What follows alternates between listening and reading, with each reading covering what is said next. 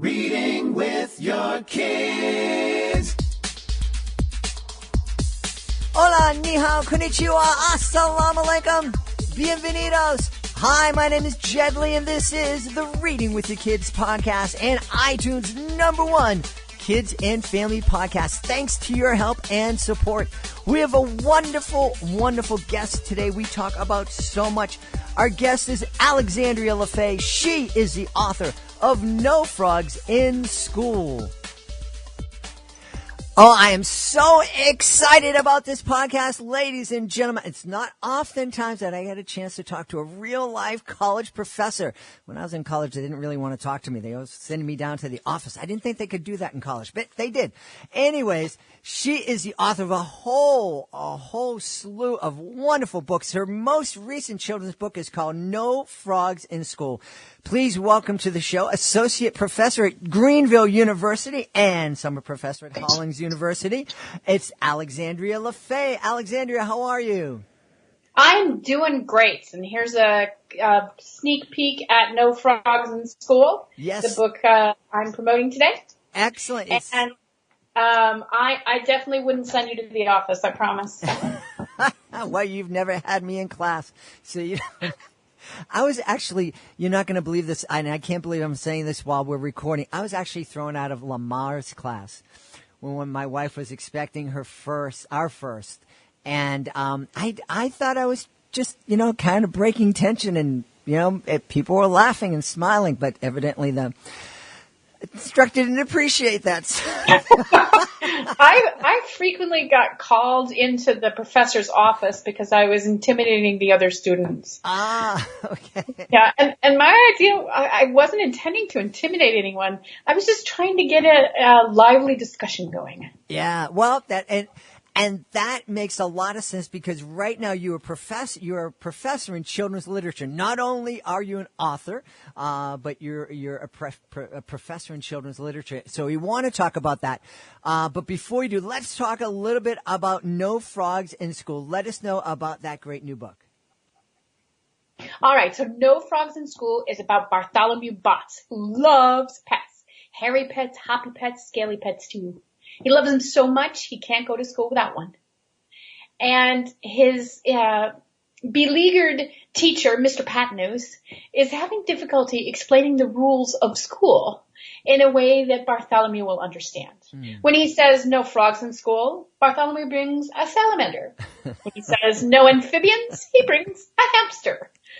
So it's about the fact that oftentimes the rules that kids hear is not really the rules the teacher is saying. Mm-hmm. And so it leads to some fun animal antics. Absolutely. And and the illustrations in your book are wonderful, and they're really fun.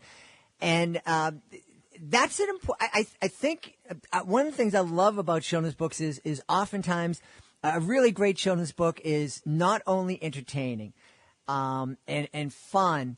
And not only does it have a lesson for kids, but also has a really important lesson for adults too. And I think No Frogs in School is a great reminder that sometimes kids take us literally. And if you say no frogs in school, well, it's like, well, then I'm not going to bring a frog, but I can bring a salamander or an elephant or my dog. Exactly. And one of the things I really love about the illustrations in this book, well, there are a ton of things I love. First of all, they're by the Belgian illustrator Kidlit, and she does a fantastic job of creating a world that is so kid-centric. And there are so many details in this book that kids will kind of feel like they're doing a seek and find. Mm-hmm. And the other cool thing is every time you read the book, there's something else new to discover.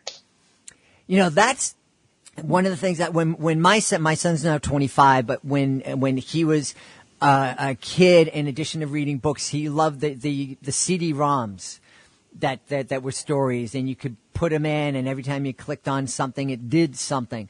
And I don't know if they're still around, but I do love. We had the same kind of fun with picture books because you could sit down and after he kind of got conditioned or learned, on the screen I can do this.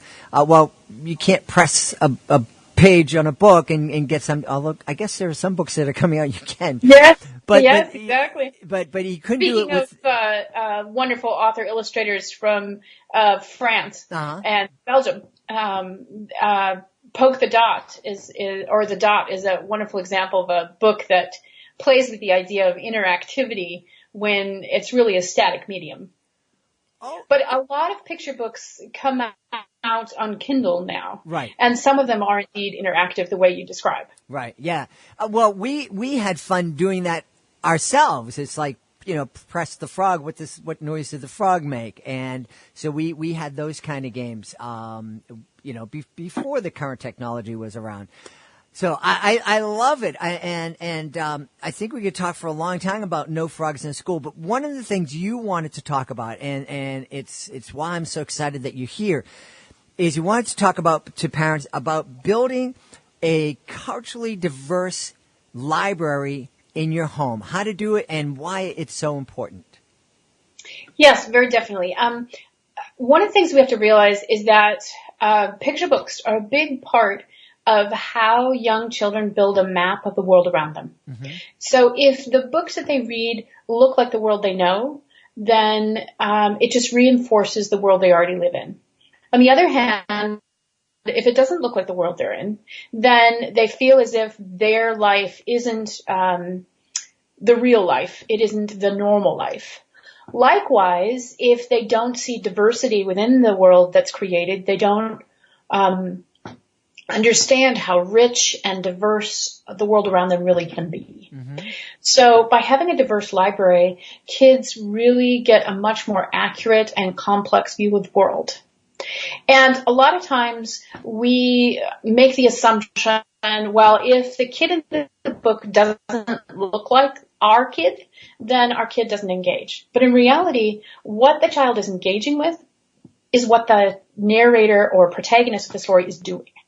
And if the emotions conveyed ring true to them, they're excited to explore new worlds.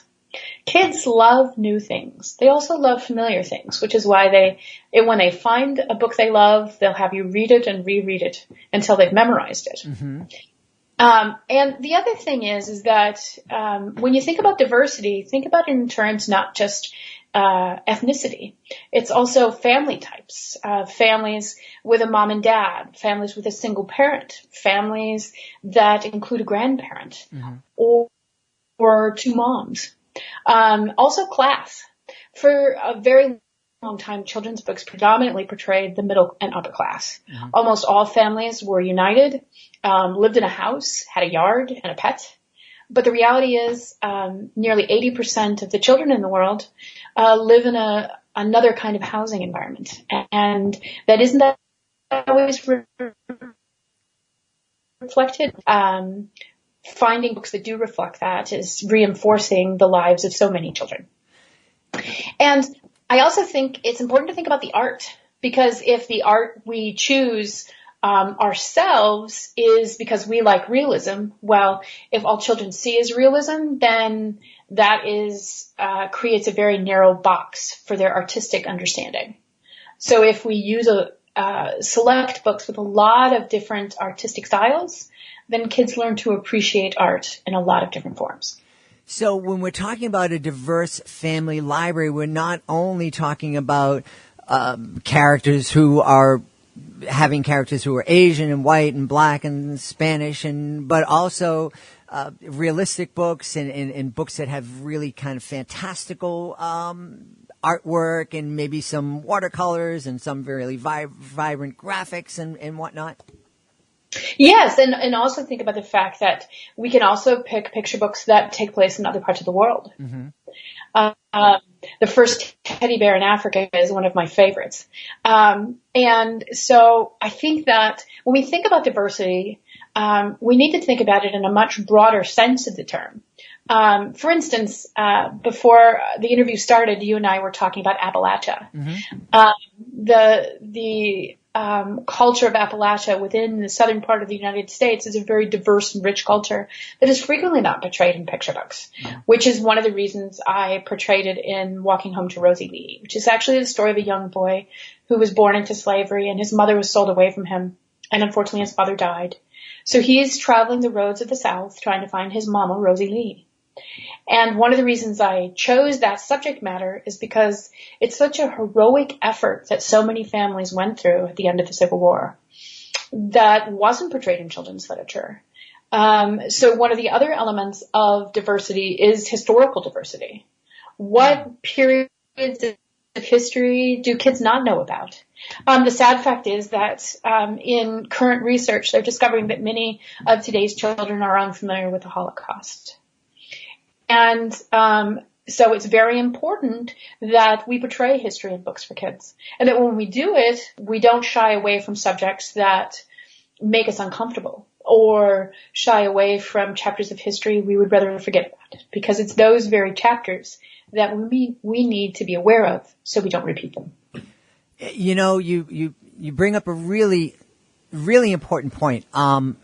We before we started, I was sharing with you that I do educational magic shows, and initially, the very first show that I created was specifically for the Boston Public Schools, and it was for younger kids, talking to them about making healthy choices and saying no to drugs. And as that show kind of took off and became popular and went around, there were not a lot, but there were a significant number of parents whose kids saw the show who then complained about it. It's like, oh no, our kids shouldn't, I don't want my third grader to hear the word drugs. I don't want my and the things that I was presenting were very kind of, kid friendly. Just make healthy choices. Don't, say no to anything that can hurt you. And this is this and this and this, and say yes to things that can help you grow. But even that kind of very kind of basic message, a lot of parents are like, no, my kids, I don't want my kid exposed to that. We talk a lot about today about, parents bubble wrapping their kids. Which is not possible. Yes, absolutely. A lot of times parents have this concept that if they build a box, their children will stay in it. Mm-hmm. But the reality is the world comes into that box. And if you don't prepare your child for what's going to happen to them, then you need to realize that children are going to be exposed to drugs and they're not going to know what to do. Right. They're not going to know that this is dangerous to them. For instance, I have a child who suffers from migraines, and I gave her an ibuprofen yesterday, for a headache. And she looked at it and she said, "That looks like a Skittle." Ooh.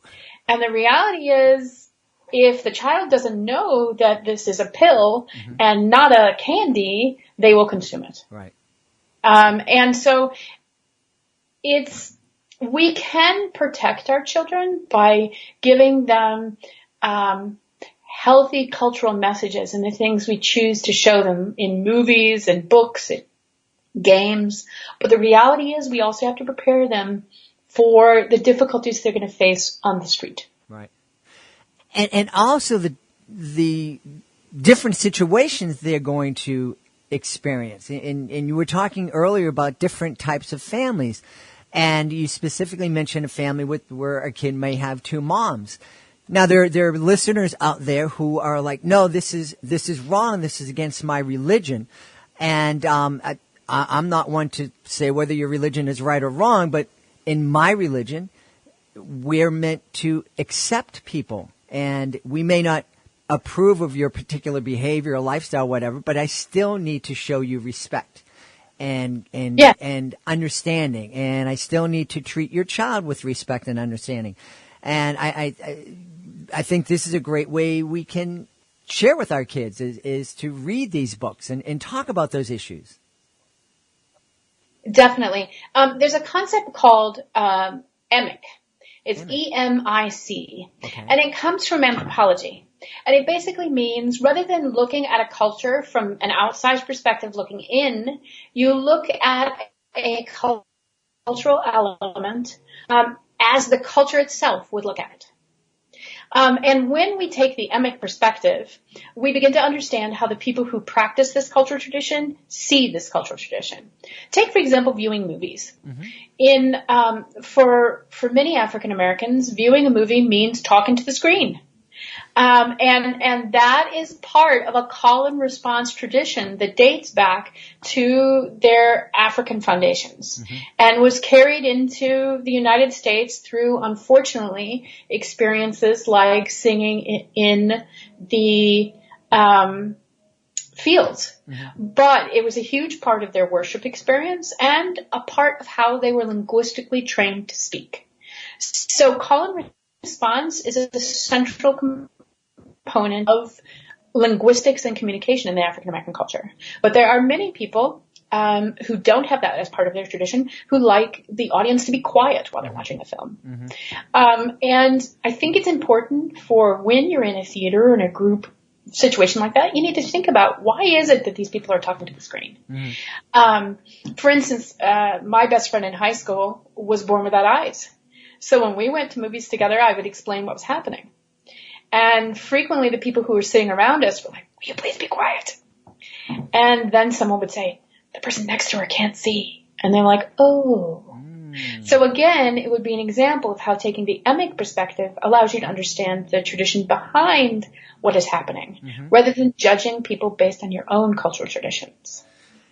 Yes, I love that. And it's I don't teach it in such a sophisticated way. When I'm teaching kids magic, one of the things I do is I tell them to think about perspective and how you're looking at something and how different angle something can look very different depending on where you're looking at it from.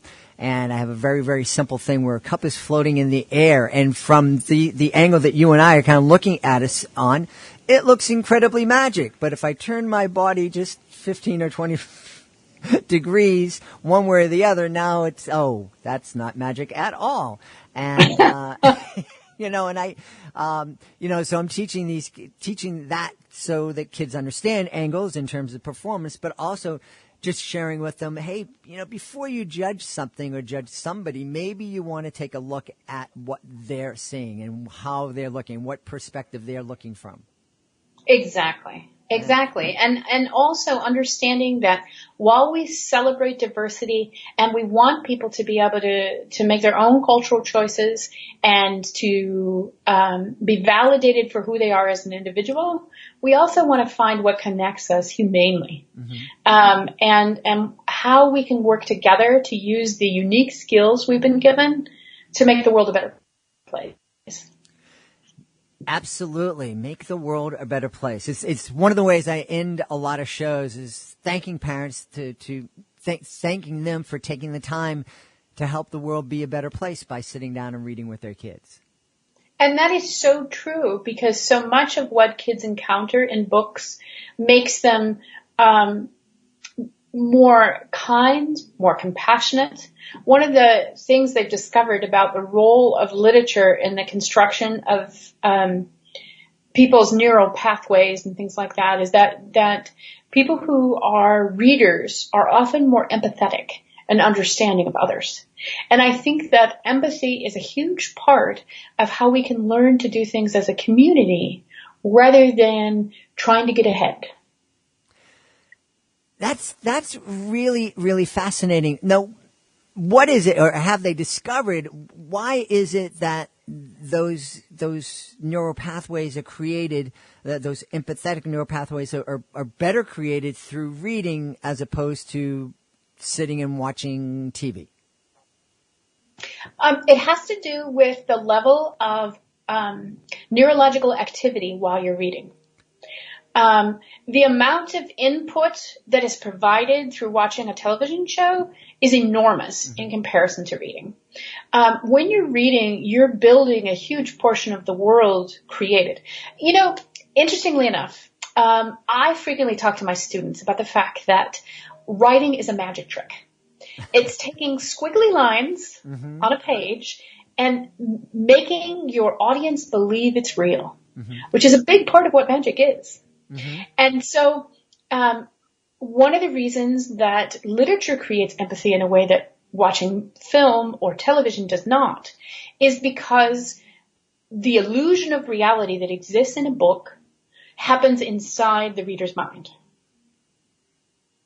And so that leads them frequently to have more neurological activity and also to develop an empathetic relationship with the main character. So because they're vicariously experiencing the world of the book, they learn to see themselves as the people in the book, which builds empathy. Yeah, that's really, really fascinating. And it probably is the reason that I would so much prefer reading a book as opposed to going and seeing the movie. And it just, it's absolutely, it's every time I see a film adaptation about a book, it's like, oh man, the book was so much better. And it's probably not just because there's more information, or you're not just, spending 14 hours reading a novel instead of an hour and a half watching a movie. It's that you're part of creating it as the author is feeding you information. You're actually creating it in your mind, and you're kind of getting that buzz of having all that brain activity going on. Exactly. Yeah. Exactly. Yep. One of the things I wanted to hit on, and I think we could talk for a week, and I'm so glad you have so many books out because I'm absolutely going to have you come back on. But we're talking about this thing called emic and having empathy and looking at people and from their perspective, looking at the world through others' perspective. One of the things that I just had my eyes reopened to, it's something that I was aware of, but I kind of forgot about it, is my wife's best friend, who is a principal in an inner city public school in Boston, as we're talking about different ways to kind of motivate parents to read more with their kids, which is the basis for this show. She reminded me that a lot of her parents can't read. Mm-hmm. And it's like, yeah, boom. Yes, that's right. And I don't know if you know what percentage of adults aren't able to read, but you were telling me about a great option for those parents that still they can experience story with their kids. Tell us a little bit about that website you were talking to me about. Sure. It's called Storyline Online. And it's a fantastic show but they're literally reading the book line by line. So the child could have the book in front of them and be reading it. And it's also important to know about adult literacy opportunities in your school district. Mm-hmm. Because if you can combine literacy nights or literacy events with adult literacy opportunities, like bringing in reading tutors and things like that, I think that it will lead to more literacy in parents. And I'd like to point out that the statistics for adult illiteracy are very inaccurate, okay, because a lot of the parents who cannot read would not be self-reporters. Right. Yeah, absolutely.